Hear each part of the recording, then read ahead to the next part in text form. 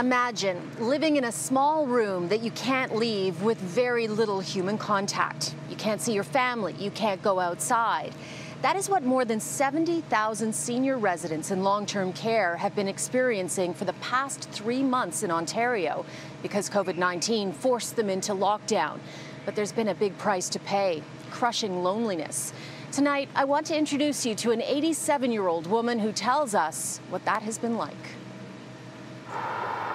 Horrible, depressing, upsetting, scary. Meet 87-year-old Devora Greenspan, a great-grandmother and retired special ed teacher. Her son describes her as effervescent. Normally, Devora would go to lectures at George Brown College and U of T several times a week and see family regularly. But she says COVID-19 turned her into a prisoner. It was like being in jail. You weren't even able to keep your door open and watch people go by in the hallway. No. They said to keep the door shut. But slowly, ever so slowly, life is starting to get just a little bit better.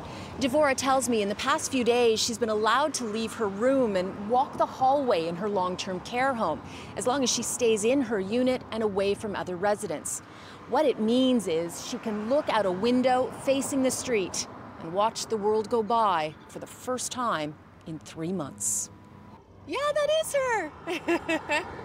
It's nice to see you sort of at least through a window and not just on Zoom. Yeah. When's the last time you've been outside and felt the sun on you? Actually, I was very lucky. Saturday afternoon, the administrator came to my door and she asked me if I'd like to go out with her. She was going to do some planting. I can't describe the feeling. I mean, it was like being in heaven. You know, oh my God, the sun. It's wonderful. You know, it's like, oh. I didn't want to go in, but I guess I had to. I was out there for a little bit. It was just wonderful. 12 residents have died of COVID-19 in this Toronto long-term care home. Devora is grieving for each of them. They were part of her community.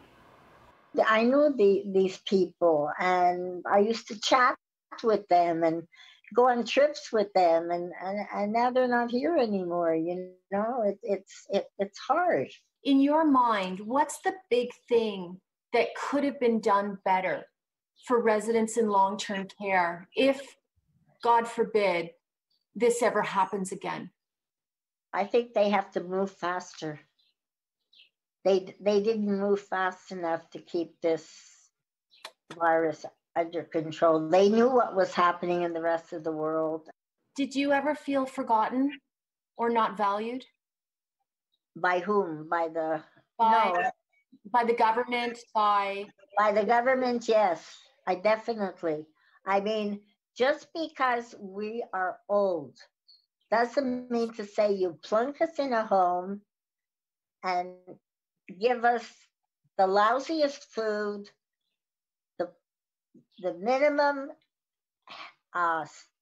team members to look after us.